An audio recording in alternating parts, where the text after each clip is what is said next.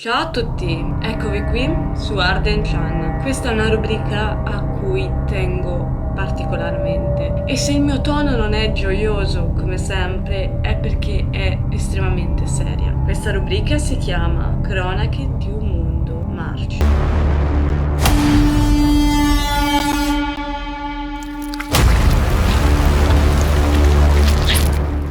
Cronache di un mondo marcio sono osservazioni personali e anche cronache appunto di cose estremamente che non vanno nel nostro mondo. Ogni cronaca sarà o un racconto di vita personale, nel senso cose che ho visto nei miei lunghi viaggi che mi hanno fatto dire minchia che marciume l'essere umano, oppure storie di cronaca nera, storie di cronaca di tutti i giorni che mi hanno fatto dire minchia che quanto è marcio il nostro mondo.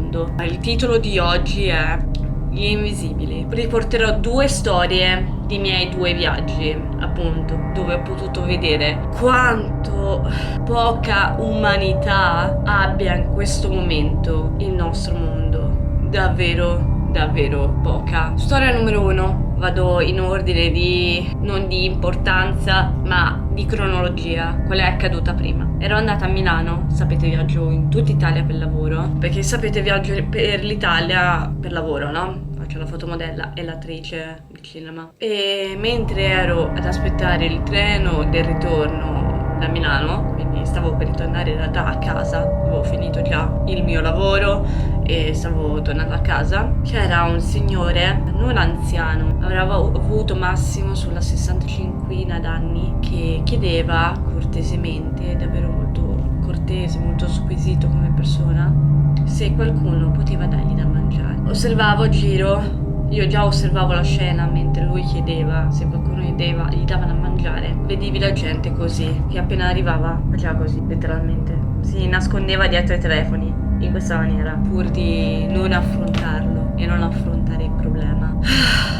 Osservavo la gente, alcuni gli hanno anche inverito contro, quando lui è sempre rimasto cortese e gentile, aveva fatto solo una domanda, qualcuno gli ha urlato non mi rompere i coglioni o altre cose che non voglio riportare, e osservavo la scena. Io osservo molto mentre viaggio perché reputo che l'osservazione sia la parte principale di crescere come persone in maniera evolutiva, proprio interiormente, ed osservo molto mentre viaggio. Diciamo che mentre osservavo e vedevo che tutti lo maltrattavano, lo ignoravano completamente, questa persona chiedeva solo il cibo, una cosa che dovrebbe essere di diritto per tutti noi esseri umani, avere un pasto caldo o anche un posto dove andare a dormire, diciamo, però lì si stava parlando solo di un pasto. Non ce l'ho fatta a lasciarlo andare, nel senso, vedendo come veniva trattato mi sono alzata dal mio posto. Ero davvero molto stanca in realtà, io mi facevo male le gambe perché non ne parlo molto, un problema al ginocchio che a volte mi succede, soprattutto se mi sforzo molto al lavoro con le pose e tutto, poi vabbè camminando per tutta Italia eccetera eccetera. Non ce l'ho fatta a vedere quello triste spettacolo, veramente molto triste, di mancanza di umanità, ok? Cioè non ce l'ho fatta a vedere una cosa così orribile, persone che gli inverivano contro solo perché chiedeva da mangiare, non soldi, da mangiare, ok? Da mangiare. E mi sono avvicinata, io ho detto guarda, se vuoi un pasto seguimi, te lo compro io. Non potevo pagare con i contanti perché non ne avevo solo la carta di credito, e quindi sono andata al primo, diciamo alla stazione Milano, al primo bar, e io ho detto guarda dimmi che cosa vuoi, qua fanno anche comunque sia primi piatti, cioè era un bar fornito che faceva panini, primi piatti, cornetti eccetera eccetera eccetera, e lui è stato davvero carino a dirmi guarda mi sei davvero tanto giovane, io non so, cioè non voglio farti i conti in tasca, non so se diciamo sei una persona ricca come gli altri, cioè io non voglio detrarti dei soldi per me, quando mi sembra anche che tu non sei di qua, stai tornando a casa, non vorrei togliere dei soldi a te che probabilmente ci dovrai mangiare anche te, perché lui ha pensato che non avessi tanti cioè, che ho pagato carta di credito, non avessi tanti contanti, anche perché effettivamente io ritengo pochi di contanti della carta di credito, li vado sempre a ritirare per paura che di essere scippata della carta di credito. Però quindi non voglio davvero pesarti, non voglio pesare su una ragazza giovane. Cioè, ci sono tante persone ricche qua a Milano che non vogliono manco spendere 5 euro quando in realtà ne hanno 1000, non 1000, 2000, 3000 anche in tasca, e non vorrei pesare su una ragazza giovane come te, ecco, che mi sembri una liceale. Io ho detto no, guarda, tranquillo, non è un problema, dimmi che cosa vuoi, guarda, spendi poco per me, davvero, basta solo qualcosa da mettere sotto i denti, ma spendi davvero poco per me, davvero, cioè, tranquillamente. Io ho preso un cornetto e un caffè, solo perché lui non voleva che io spendessi di più, se no io avrei comprato un panino, cioè, ma io anche se insistevo lui non voleva. Ragazzi, voi non capite, quando ha visto il cornetto, quell'uomo si è messo letteralmente a piangere, letteralmente a piangere. Non si può nel 2022 piangere per del cibo, non si può. Dovrebbe essere un diritto di tutti avere del cibo, soprattutto nei paesi che si reputano civilizzati. Vedendo tale reazione io mi commuovo facilmente perché mi dispiace davvero quando una persona soffre, mi commuovo facilmente. Io ho chiesto, perché piangere per del cibo è davvero una cosa molto forte. Ok, io ho chiesto quando è che aveva mangiato. Mi aveva detto al pranzo del giorno prima, perché c'era posto alla Caritas, che mi ha anche detto e mi ha anche raccontato che non sempre c'è posto da mangiare alla Caritas, perché sono in tanti a mangiare alla Caritas, davvero in tanti, soprattutto a Milano, e che aveva provato anche all'orario di cena di andare a mangiare alla Caritas, ma non c'era posto, era finito, non c'era niente, assolutamente niente, quindi non mangiava del giorno prima. E una volta che l'ho lasciato, anche perché dovevo per forza partire, ma mancava in realtà veramente poco affinché il mio treno partisse per tornare a Firenze, io ho detto spero per te ogni bene e vai un pochino prima alla Caritas di oggi, perché effettivamente la Caritas è l'unica cosa sicura di avere da mangiare o un posto dove dormire, ma non sempre li trovi. Il fatto triste è che il nostro Stato non faccia niente per persone così. Per questo si chiamano gli invisibili. Un'altra storia è uno anche dei motivi per cui non mi piace Roma. Non mi piace, né come persone né come situazione. Ero appena arrivata in quel momento alla stazione di Roma. Stavo aspettando che il fotografo venisse a prendermi, perché Roma non è molto sicura e non mi muovo della stazione di Roma se non c'è qualcuno, o un fotografo, o l'agente, o il runner, qualsiasi benedetta cosa, ok? Stessa cosa quando ho fatto il telefilm di Netflix, è venuto un taxi ordinato dalla produzione proprio a prendermi subito, perché se no io non mi muovo a Roma. Non mi muovo, non per cattiveria, ma la situazione è orribile, ne parlerò in un altro video, per favore, guarda, non voglio star zitta in questo momento, voglio parlare solo del tema principale di questo argomento. Ero appena arrivata, stavo aspettando nella via Magenta, perché là doveva arrivare il fotografo. Per chi conosce Roma sa che praticamente in via Magenta ci dormono i barboni, ok? Ero uscita e come sono uscita c'era un povero senza tetto con il naso completamente spaccato e il sangue era non solo su tutta la sua faccia, ma anche su entrambe le mani, ma le aveva coperte completamente, non si vedeva più un lembo di pelle, completamente secco e raffermo. Appena l'ho visto, ho pensato, ok, da quante cazzo di ore sei lì in queste condizioni? E dov'è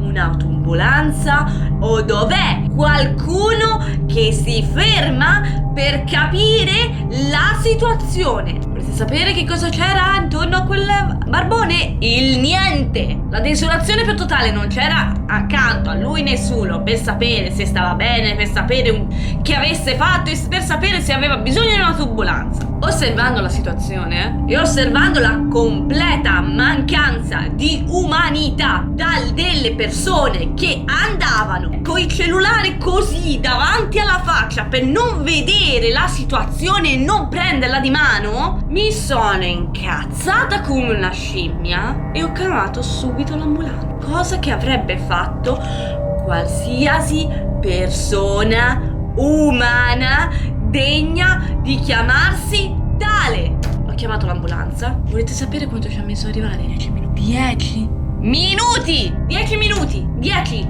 Non di più! 10 minuti! Velocissima l'ambulanza. Tant'è che il fotografo ancora non era arrivato. Sono arrivati, lo hanno ripulito, disinfettato, perché aveva le mosche sul naso che era rotto, si vedeva la cartilagine e che erano le mosche a deporre. Quello, se non lo chiamavo, moriva di setticemia. Meno male che ho chiamato. E lo hanno anche ripulito dal sangue. Questo vi fa capire che un cazzo di nessuno aveva chiamato un cazzo di niente. E una volta che l'hanno ripulito tutto, l'hanno preso e caricato sull'autoambulanza per accertarsi che stesse bene. Quindi probabilmente avrà avuto, spero, anche una diagnosi di salute e un pasto, spero, perché quando ti caricano sull'autoambulanza poi vai in ospedale, spero che gli hanno fatto anche mangiare un pochino. E comunque sia, per la giornata avrà avuto forse un posto letto, spero. Però comunque sia, il fatto sta che almeno delle cure mediche primarie gli sono state date e bastava solo un telefono e una chiamata di un secondo, non tanto. Io ho fatto in tempo a dire: pronto, scusate, a Roma Termini, via Magenta c'è un barbone che perde sangue dal naso, che ha tutto il naso spaccato e insanguinato e le mani sporche di sangue, potete venire a controllare? Poco, estremamente poco tempo. Sono arrivati anche dopo poco tempo e nessuno ha fatto niente.